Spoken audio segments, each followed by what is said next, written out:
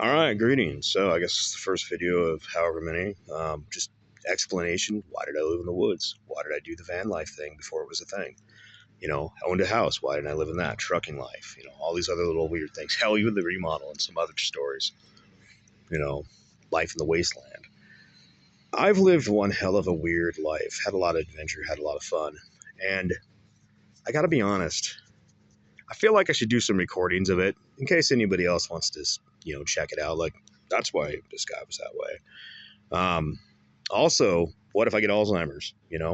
Video diary be an easy way just to be like, that was you. I'm like, oh yeah, now I remember that because that was me. But yeah, this is Freedom Phil. I'm just gonna give him some stories. Years I lived in the woods, van life, trucking, all that stuff. And hey, like and subscribe. And hey, what I throw out there to some degree, pearls before swine. Some people are gems that can get it. Other people are just ignorant pigs. There's not much you can do in some cases. It is what it is. Like, subscribe. I could go with some of the pre-era, like school, middle school, all that crap, but I'll save that for another time. Really, where I think a lot of the weirdness of, me being the way I am, me, started with me living in the woods for that 4 years. They're like, why did you live in the woods? Well, I didn't make much money cleaning the meat plant, and rent wasn't really that expensive. In fact, my rent was like $300 the place I was renting at the time. But at one point when I was a kid, we had Siberian Huskies. We had a couple of them, then we had one, and I always thought they were a cool dog. So I thought, I want to get me a Husky when I grow up. So I got one, and I had him for like a couple years or so, and then winds of change happened, and I had to give him away. And I was kind of a little heartbroken about that because, you can't really count on people, but a good dog is a good dog. And he was okay. So I always kind of had this gnawing in the back of my mind, my heart, whatever. And I was like, I'm going to get you another Husky someday. But, whenever I ended up renting, I couldn't have a dog. And most of the places that could have it, I couldn't afford them. And so I just kind of accepted what was the situation for the time. But one time, my buddy shows up and he's hanging out. I lived in this little bungalow, all utilities included. One of those places probably built back in the 40s or 50s, little studio, and $300 a month. And he shows up. I had a PS2 at the time, an Armored Core 3. I think it was PS2. Might have been a PS3, but I think it was PS2. And he was like, dude, I want to play some Armored Core. And I'm like, he showed up with some dibbity dank. And yeah, we got blazed. Really blazed. And he's playing Armored Core 3 for a while. And I'm like, yeah, man, I don't want to watch this. I want to watch Princess Mononoke again because I've never seen it high. So I'm watching this. He's like, I don't really want to watch it. So I'm like, all right, catch you later, dude. I'm watching this. I watched the movie. It was kind of mind-blowing, even though it was mind-blowing the first time when I wasn't high. And I'm watching it, and I go for a walk. At this point, nightfall had come, and this apartment was situated between Highway 101 and Highway 101. How they have a one-way street on each side. And so I was walking up the hill to where this, hilltop, really great view for the rich people that lived up there. I'm walking along, looking around, trees, shrubbery, lights of the city, looking westward. You can see this, like a little, almost kind of the afterglow of the sunset, and you can see the silhouette of the paper mill in the distance, actually two of them from that view. And I'm like, all I really want is to get another Husky. I just want my dog. And why can't I have that? And I'm like, and some voice in my head was like, because you live in society. You live here. You play by their rules, and their rules are rigged. And I'm like, huh. And funny thing about it was there was a chunk of land that I tried living on before. My buddy's dad had this land out there west of town, about 15 miles or so. And he rented it for $100 a month. I tried the first time, and I had a big tarp and a hammock stand. And it didn't work out. It did not work out whatsoever. It was cold. There were noises at night. And I was like, I think I woke up by the log trucks going by.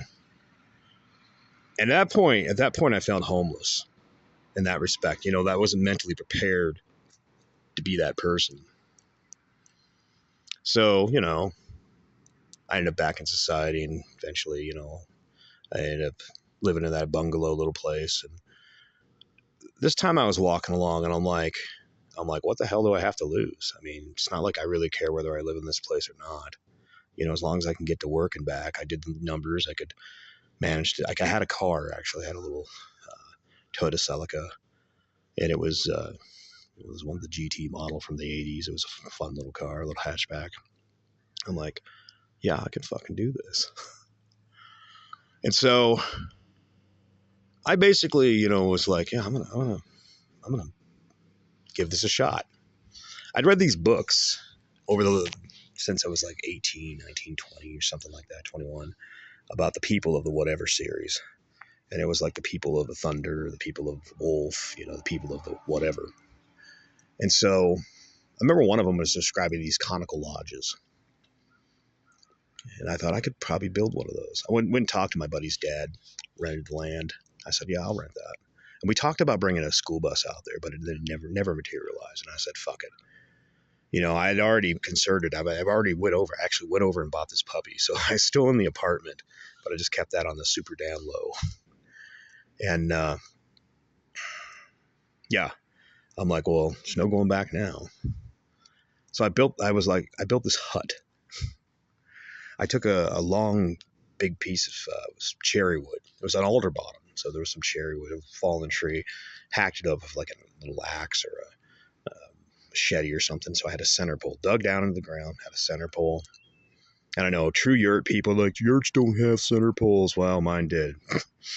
And then I took 8 poles shorter around the sides. And then I was like, okay. Took a nail on each one of the top of each one, including the center pole. And then I made a bicycle rim, like this. And then basically I set up 16 uprights to the center pole and made a bird's nest of stuff up there. And I had what was the skeleton of a hut. I was like, yeah. And so I talked to one of my friends, and he came out there and looked at it. He's like, man, this is pretty cool. And I'm like, yeah, no, I'm going to do this. He's like, you're going to live in the woods. Yeah, I'm going to live in the woods, man. He's like, fucking cool, man. And so I ended up getting greenhouse plastic for insulation. I mean, this is the early 2000s. If I had to do all over again, I would have used probably emergency blankets. Those ones with the tarp on each side. I would have done that, the whole interior with that. It would have held heat so much better. But small little location, wasn't such a big deal. So greenhouse plastic on the ring around it. And then I took this huge tarp. You know how all tarps are like big brown tarp, rectangle.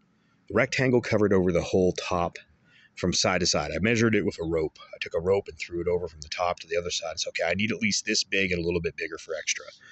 So I got that, and then I had a wing on each side. So a storage area on one side, and the door was on there. Took some of the bricks that were at my mom's old house, and made like kind of a little brick standing area. Had a door that was made out of like, I don't know, some 2x4s, chicken wire, and some other shit. Yeah, just basic hinge. It used an old poncho, one of those, fabric ponchos, kind of over the door. And for the sidewalls, I just used more tarps around there. So the original house of sticks was not impressive. I wasn't trying to impress anybody, but it was a hut that I had there. And I was like, yeah, dude. I remember one of my friends, the guy was the son of the dude I was renting land from. He says, if you move out in the woods, there ain't a lot of chicks going to be want to bone him with a dude that lives in a tent. I'm like, yeah, whatever. He's like, what do you mean, whatever? Because like most dudes are so like pussy obsessed that's the only thing on their mind. And I'm just like, I don't care. If they don't want me and it's all about me paying for an apartment or some crap, then they can go find that guy who's paying for the apartment and, see how that works out for them. But I'm going to go do my thing. He's like, weird, man. But yeah, I got this place built. And for heat, I was talking to this guy. I was down at this place called Mombasa Coffee back in the day. They used to roast the beans and make the whole downtown smell like, coffee roast air. It was awesome, before I go to work. And he was like, yeah, I got some metal. I needed some sheet metal to build a wall. So when I put the exhaust, the chimney pipe out the side, I could cut a hole and it wouldn't heat it up. And then I took some, what do you call that stuff? Hardy backer. I put HardieBacker behind the stove, behind the sides, so it was like a flame shield because it would get hot. Now for a wood stove, it was like, you know, those rectangle pot bellies. They have the oval on top. They got the door on the side, the door on the front. The door on the front didn't open, but the door on the side did. And on the top, it had the two little circles, and it had the rectangle where you could lift the whole thing up and just drop in wood there, or on the side. I bought one of those off one of my buddy's dads. He had a shop down the road for $20, and I was like, cool, this is a start. This is all right. So I got the stove, got the metal out there, side metal for out of the old dairy that was near Squim. And I had this thing, and I did this huge goalpost thing up above. Not really goalpost, but just like a big upright, another big upright lashed up there, nailed and lashed. And then I did a rain collector, rain shield, rain tarp thing, and it'd collect the rain. And then I had the exhaust went about 2 or 3 feet above all that. So we're talking a pipe that went up out. It went up out, had the little flapper thing, the damper or whatever you want to call it. And then it went out on an elbow. And then originally it was an elbow on the outside, but eventually I replaced that with a T intersection so I could easily clean it out. And it went up about, I don't know, 14 or 15 feet into the air above where it came out. And yeah, that was the beginning. And at first, it was cold. It was like February or March. And I was sitting there thinking to myself, I'm like, well, here it is. Here's our life. It's what we're doing. And I was a little apprehensive, but I'm like, I got this puppy. And this is what we're doing. Kind of like if you had a kid, you're like, yeah, this is my life now. So, yeah, that was the beginning. You know, I just had a little tiny sports car from the 80s and the early 2000s and had a little place in the woods. And I guess the next video I should do at some point is the search for fire. And that's talking about, like, it was cold and me searching for firewood out there in the old clear cuts where they had done cedar shake bolts in the past. But yeah, this is Freedom Phil. That's the beginning of my weirdness story, you know. And yeah, y'all have a good one. Like, subscribe, take it easy.